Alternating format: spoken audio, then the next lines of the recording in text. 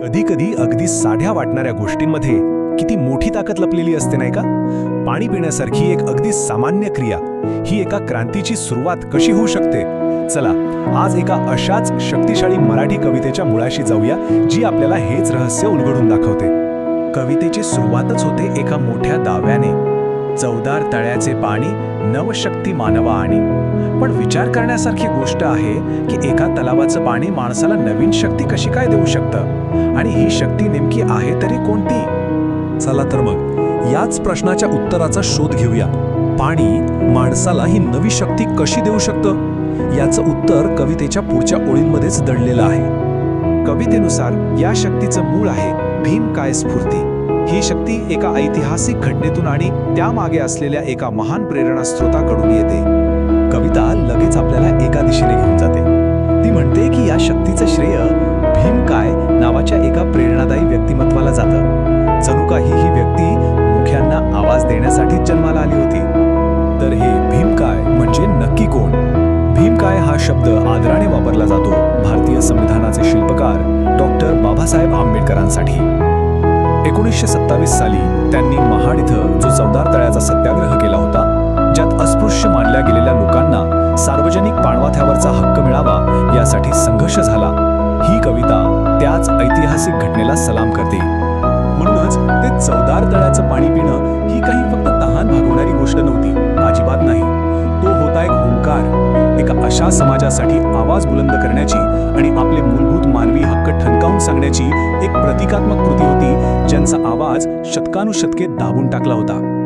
पण थांबा, या घटनेचा परिणाम इतका सरळ नव्हता, कारण याच पाण्याने दुहेरी भूमिका बजावली. जणू काही ते पाणी तेजाब बनलं होतं. इथे कवी एक जबरदस्त रूपक वापरतो.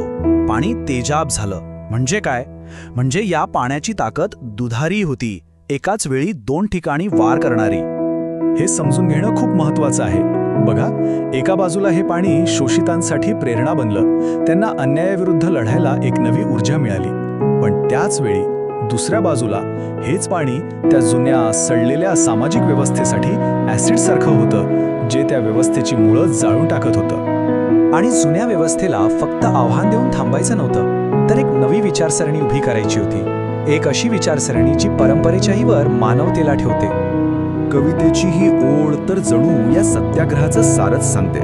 हा फक्त एक विरोध प्रदर्शन नव्हता, तर एक निवड होती, एक अतिशय स्पष्ट निवड, की अन्यायकारक परंपरांना कवटाळून बसायचं की मानवतेचा हात धरायचा. म्हणजे बघा, यातून एक नवीन तत्वज्ञानच पुढे आलं. पहिलं म्हणजे अन्यायकारक परंपरेला स्पष्ट नकार, दुसरं वैश्विक मानवतेचा स्वीकार, आणि सगळ्यात महत्वाचं करुणेला सर्वोच्च स्थान देणं. हा काही छोटा मोठा बदल नव्हता, ही तर मूल्यांची क्रांती होती. पण बाहेरचा हा बदल तेव्हाच खरा होतो जेव्हा आतून एक परिवर्तन घडतं. आणि हेच या कवितेचं सर्वात खोलवरचं सत्य आहे, स्वतःच्या अस्तित्वाची, स्वतःच्या ताकदीची जाणीव होणं. या एका कृतीमुळे लोकांमध्ये एक मानसिक, एक आध्यात्मिक बदल घडला. पाण्याने लोकांमध्ये आत्मभान जागं केलं, त्यांना मी पण दिलं. म्हणजे काय? तर त्यांना स्वतःची एक ओळख, एक अस्मिता दिली. ही जी आतल्या बदलाची प्रक्रिया आहे ना, ती आपण 3 सोप्या टप्प्यांमध्ये समजू शकतो. पहिला टप्पा आत्मभान, म्हणजे हो, मी आहे आणि माझे हक्क आहेत ही जाणीव. दुसरा टप्पा मीपण, म्हणजे स्वाभिमान. आणि मग येतो तिसरा आणि अंतिम टप्पा, धम्मचक्राचं पुनरागमन, जे एका नवीन युगाची समता, स्वातंत्र्य आणि बंधुत्वाची पायाभरणी करतं. तर मग सगळं ऐकून झाल्यावर प्रश्न पडतो की चवदार तळ्याच्या पाण्याची खरी शक्ती होती तरी काय? ते फक्त पाणी नव्हतं, ते होतं अन्यायाविरुद्ध केलेलं एक बंड, ते होतं समानतेचं एक जिवंत प्रतीक, ते होतं आत्मसन्मान जागवणारं एक माध्यम, आणि सगळ्यात महत्त्वाचं म्हणजे एका नव्या मानवी मूल्यांवर आधारित तत्वज्ञानाचा जन्म. आणि आता जेव्हा आपण कवितेच्या त्या पहिल्या ओळीकडे परत जातो, चवदार तळ्याचे पाणी नवशक्ती मानवा आणि, तेव्हा तिचा अर्थ कितीतरी पटीने खोल वाटतोय नाही का? आता आपल्याला खरोखर कळतंय की ही नवशक्ती म्हणजे नक्की काय. आणि हाच विचार आपल्याला वर्तमानात आणून सोडतो. चवदार तळ्याच्या पाण्यासारखं आजच्या जगात असं काय आहे? अशी कोणती प्रतीकं आहेत जी दबलेल्या आवाजांना ताकद देतात आणि समाजात बदल घडवून आणतात? विचार करण्यासारखी गोष्ट आहे.